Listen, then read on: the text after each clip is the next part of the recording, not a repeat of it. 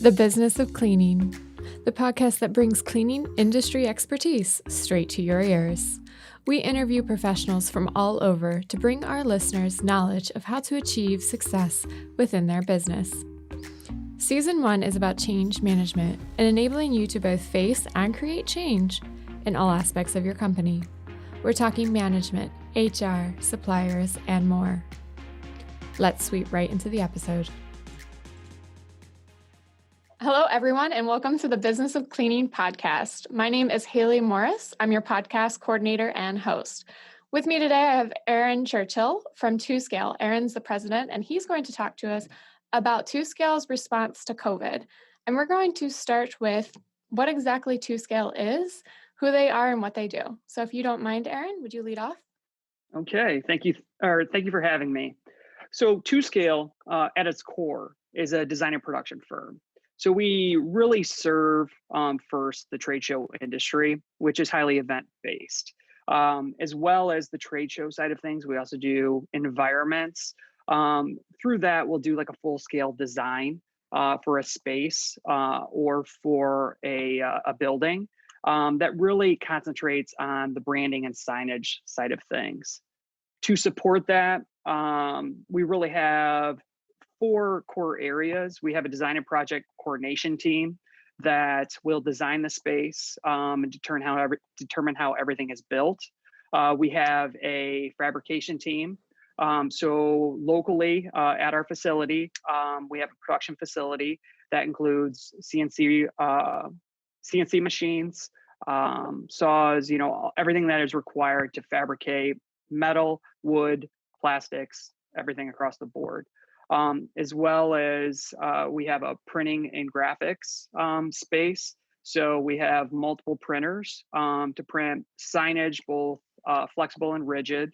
And we also have an installation crew. So really those 4 components supported the trade show and environment side of things until obviously COVID hit, and we had to transition significantly since all of the events that we were doing on the trade show side were pretty much being canceled. So from there, I guess I'll tell the story about how I saw this coming. I am a big consumer of information and news. So my background, I went to college for mechanical engineering, and really allowed me to digest information based on facts.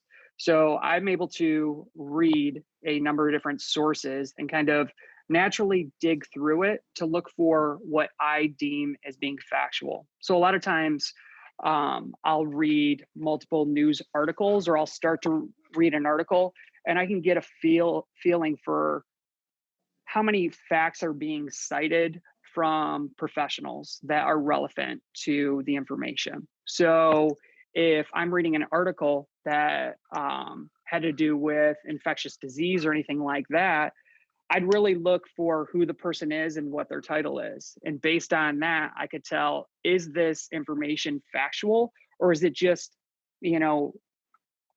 opinions being spread? Because we deal with a lot of that right now.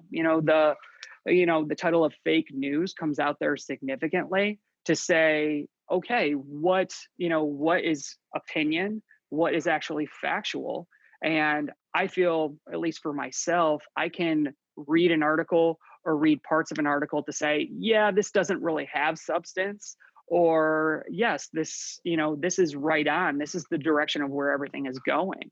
So, as an information person, and that's really where my interest is. I started to look, back in December and January through a number of different news sources. I have a couple apps on my phone. I'm sure a lot of people do. One is more traditional, Apple News, that has a lot of different news companies that submit to that.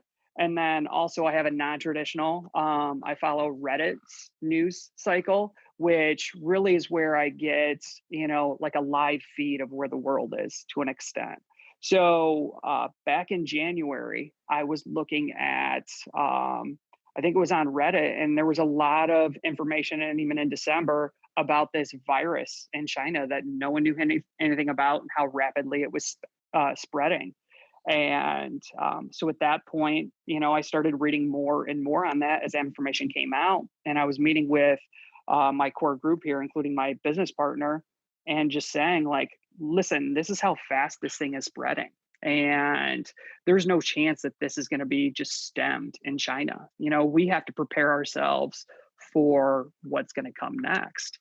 And, things kind of went on a little bit. Where we were still talking about it and waiting to see what happened with events, being transparent with our customers to say, hey, events may be canceled. We want to let you know the risk in this, not necessarily from a health standpoint, from a business standpoint. There's costs when you go to a show that you can't recover. So that naturally kind of came through in the beginning of March, when we started to see shows cancel. And basically at beginning of March, all events were shut down, and that's when the firm lockdown came in. So at that point, we kind of looked at, okay, where can we pivot? Because we don't see our industry coming back for probably about 2 years. What's the next thing for us? Because we want to keep this business running. We want to keep our people employed.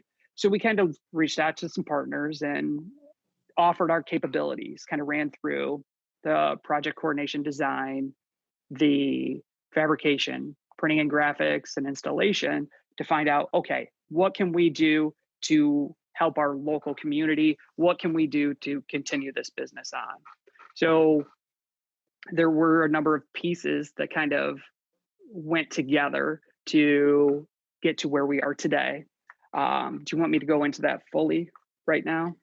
Yeah, I mean, so you've gone through, of course, this shift with that beginning of COVID. And so I think diving into those next partnerships and those things that you started to do to actually start to shift your product and your strategy to fit the situation is a great place to start.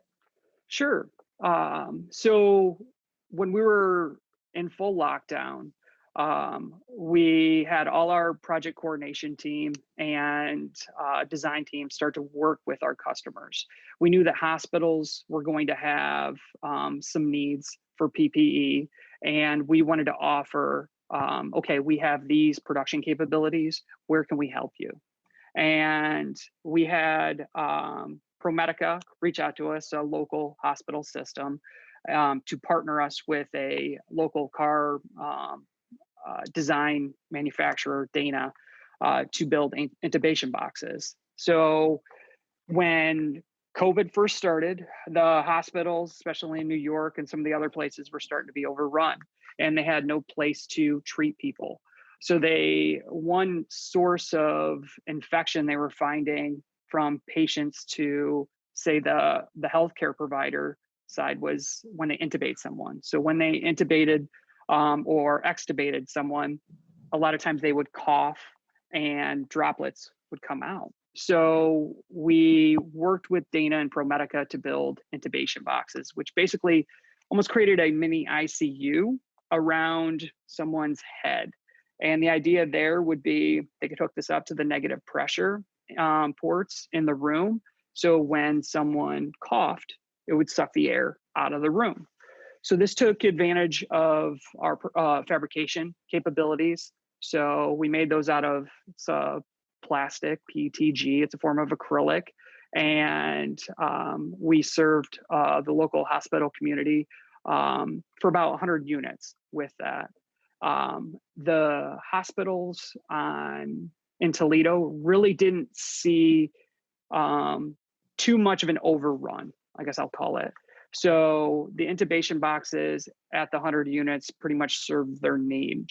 So we started looking at and contacting the customers about what can we do next. And that's really where we came to the partitions. So our first partner on that was ProMedica.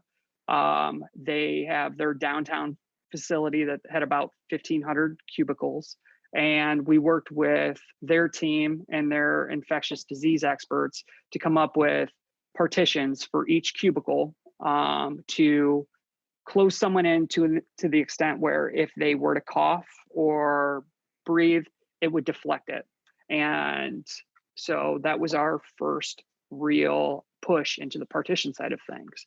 So for the first 2 months, 3 months, we were really working with the hospital systems and local businesses that wanted to stay open through this to get as many partitions as possible. So a lot of them went on cubicle walls, some of them were freestanding walls. Everything we did was custom for this. And the goal there would be that we could fit the space of what they needed. It wasn't just going to be a single product. We really wanted it to be large enough to provide as much protection as possible. And being on the visual side of things, we wanted them to be visually appealing. And our goal there was that you're not going to necessarily see them, that they'd be clean enough and hopefully pretty much all clear. So you just look right through them and see the other person that you're trying to talk to. So we worked on the hospital and business side of things for about 3 months. And that's when we started working with the school systems. And it was probably June and early July where we started to reach out to them to offer solutions and to meet with them to find not just a cookie cutter piece that would work for them, something that would be customized to where if they wanted it to be portable, they can move it around. If they wanted it to be permanent and provide protection for, say, a teacher, it could be large enough to stay there and protect them. So that's really brought us around until where we are today. And we're still working with the school systems to provide partitions. We're really being a solution provider. We'll make some recommendations with anything else. We can't offer any guarantees, but the goal here is that if there is someone that's standing and breathing, we can deflect their breath so it doesn't reach that other person when you're within that 6 foot to 10 foot distance. So, how many schools do you think you work with at this time? Oh, all in, all the schools that we've worked with are within probably 50 miles, and we've probably worked with about 20 to 25 schools. And Wow. sorry, I should say school districts. So like within, say, Sylvania, they have 10 schools. So doing partitions for each one of those schools. So our focus, if I can use Sylvania as an example, would be the elementary school. The goal there was to talk with the principals and their team to find out how many kids are going to be coming back initially and how they want to space them out and how we can protect them. So we did for each classroom a large partition for the teacher for their desk, and then individual partitions for an individual desk. So think of like a 3-sided partition that's plexiglass or polycarbonate is actually what we use. It's a form of plexiglass. It's just impact resistant. And so we were able to come up with a solution there that gave them as much space as possible on their desk, but we could hold it down without it falling off. And they have been, they went in 2 weeks ago, and I think it's been very successful. And so we really tried to find individual solutions to each need they had. So if they have individual desks, we found the right product for them and customize that. And then, but if they have a shared desk of 4 kids, we're able to divide that in 4 sections where, you can still have those 4 kids there and they are separating their breathing space. So it's for each school and each school district, it has been different. We try and lend some information from what we learned from some of the other schools or from the hospitals when we were working with them to make recommendations, but we really want to listen to the principals and listen to the teachers to understand their concerns so we can provide them a solution. So, how do you actually keep, out of curiosity, the partitions on the desk? So there's a couple different ways we do that. If it's a large partition, we use it's a clear tape, double-sided tape.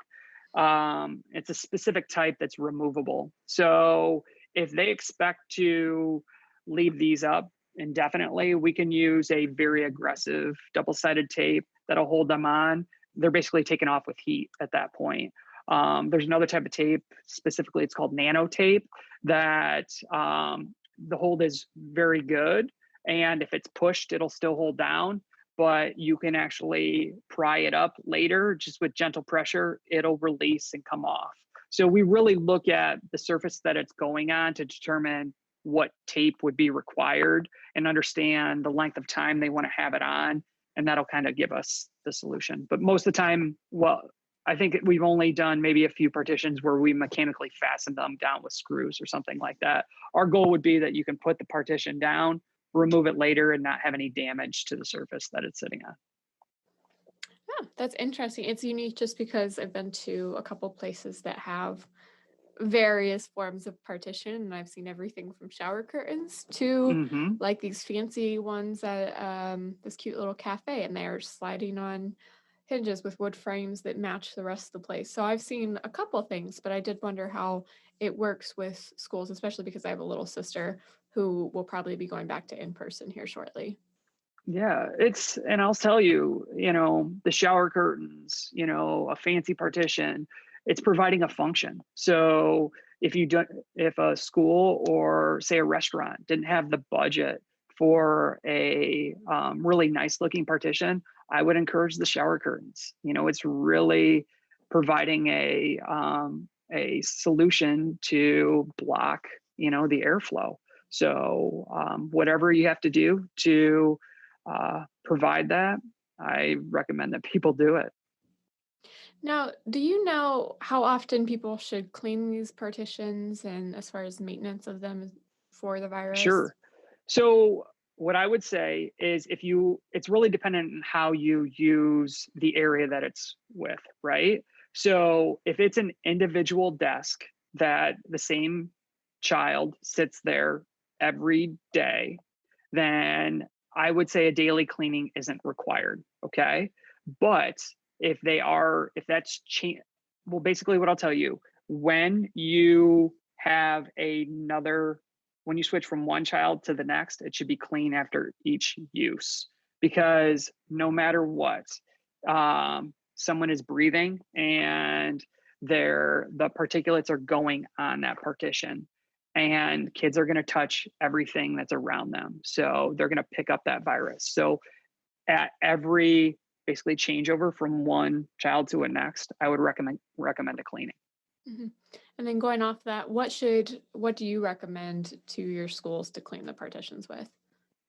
So it would really, it's just, I wouldn't use anything too aggressive, because they're plastics at the end of the day that we're dealing with.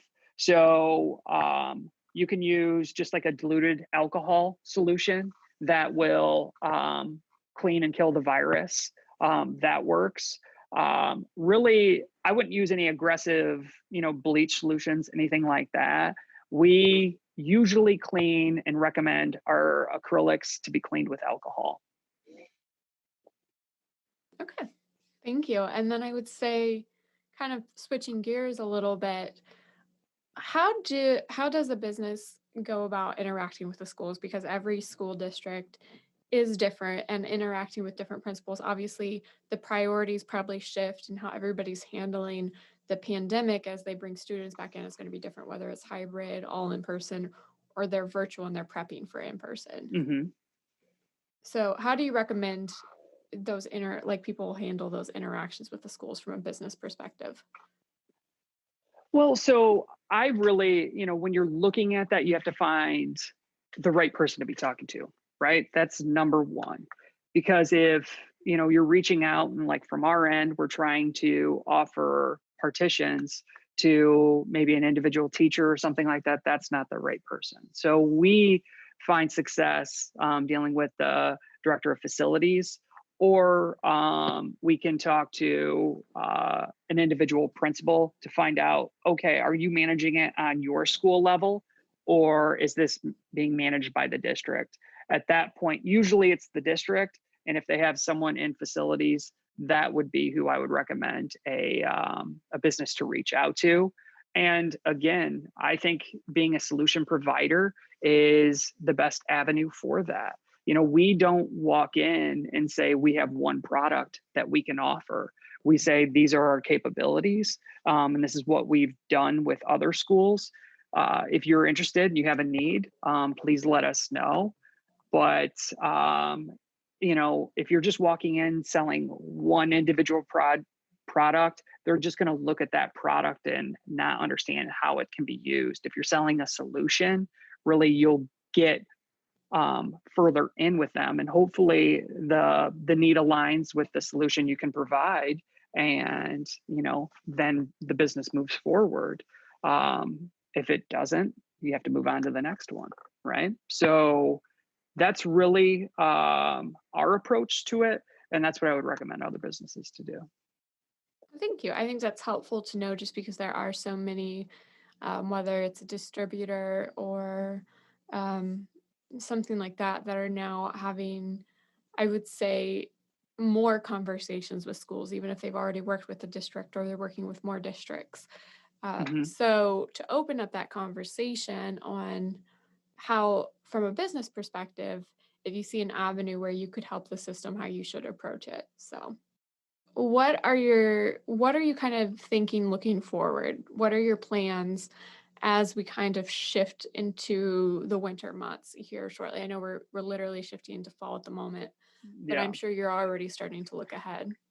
Yeah. So we're continuing to fulfill the partition need. So I think it's really the evolution for us has been the businesses that require it.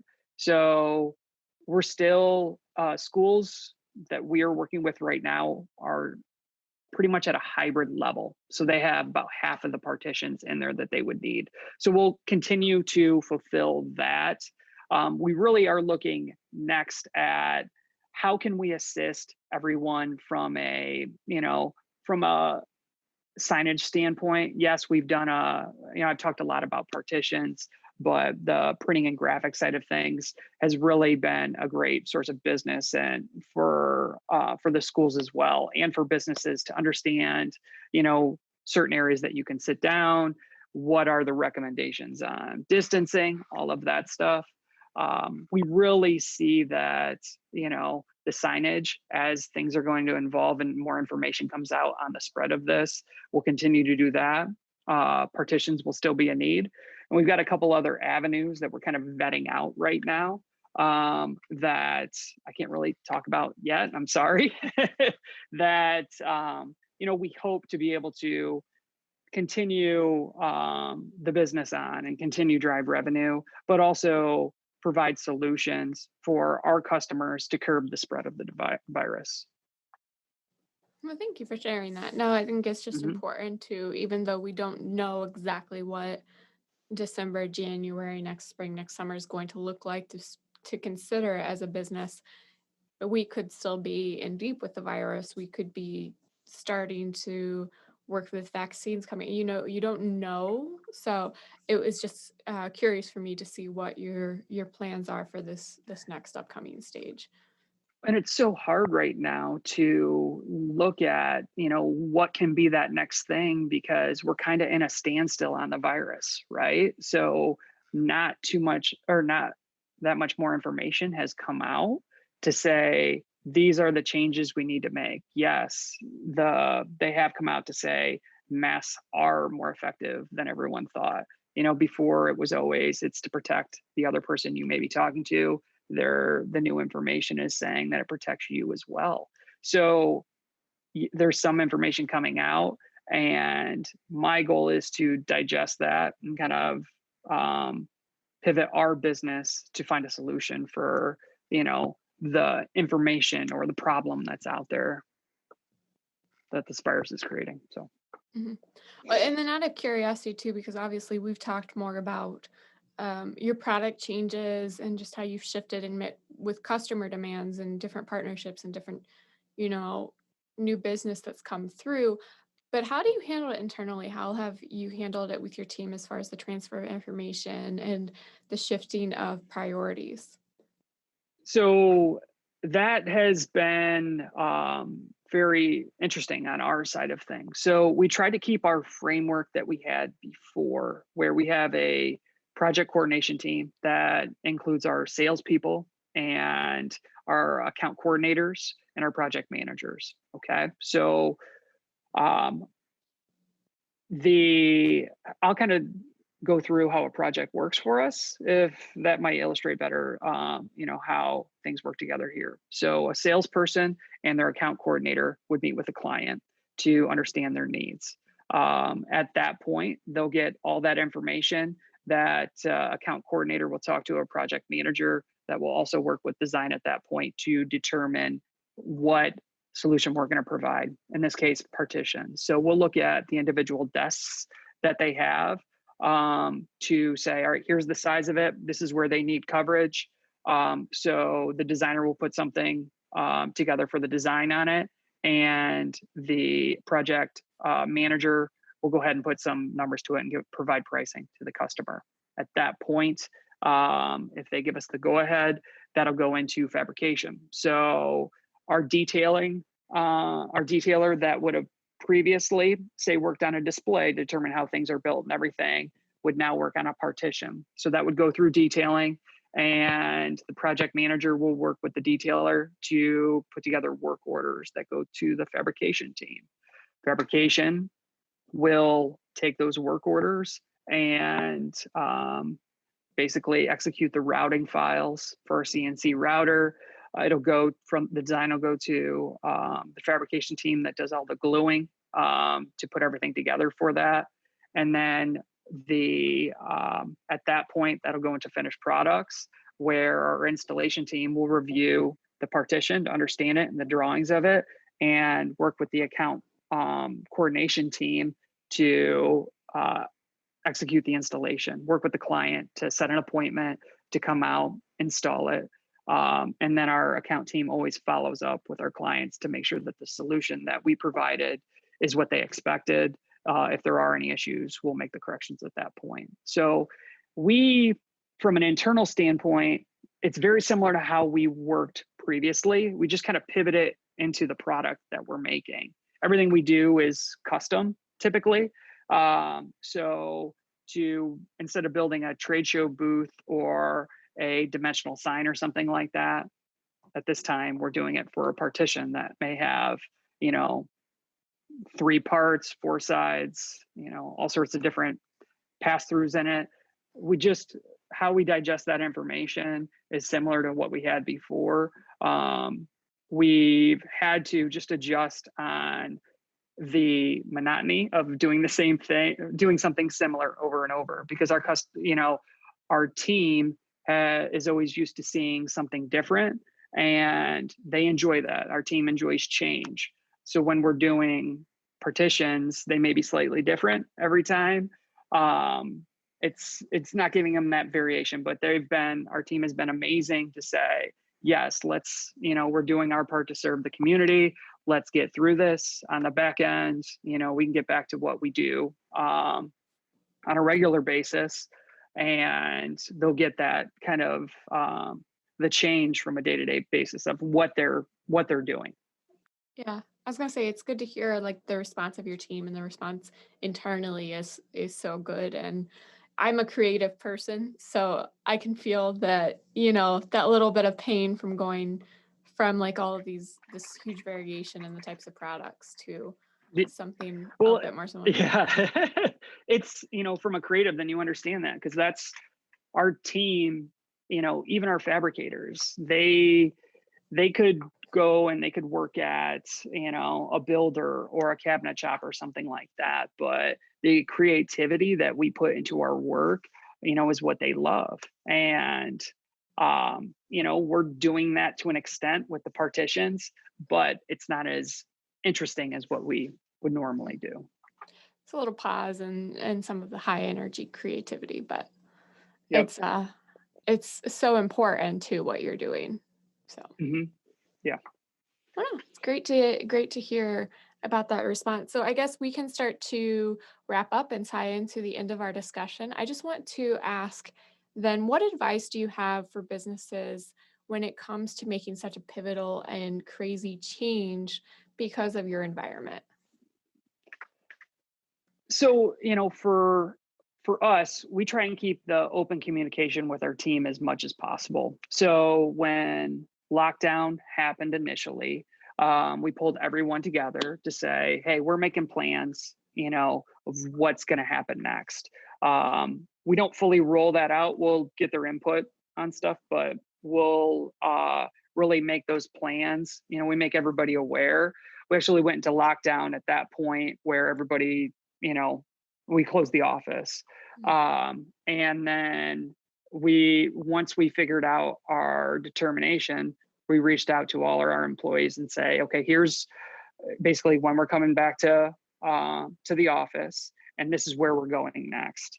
And we received great response just to be transparent with our employees and get their buy-in for that, and then make sure that you have the framework to support what you're going to pivot to. So you may have a fantastic idea that there's a need for, but if you can't execute that, you're going to, the solution you're providing is going to be disappointing to the customer because they're either waiting too long for it, where you miss their expectations there, or you're not able to build what you said you could, and you're going to miss the expectations as well. So if you put the framework in place before you jump into it, or you verify that you have the framework in place, I think that's where, once you pivot, you'll be able to have success.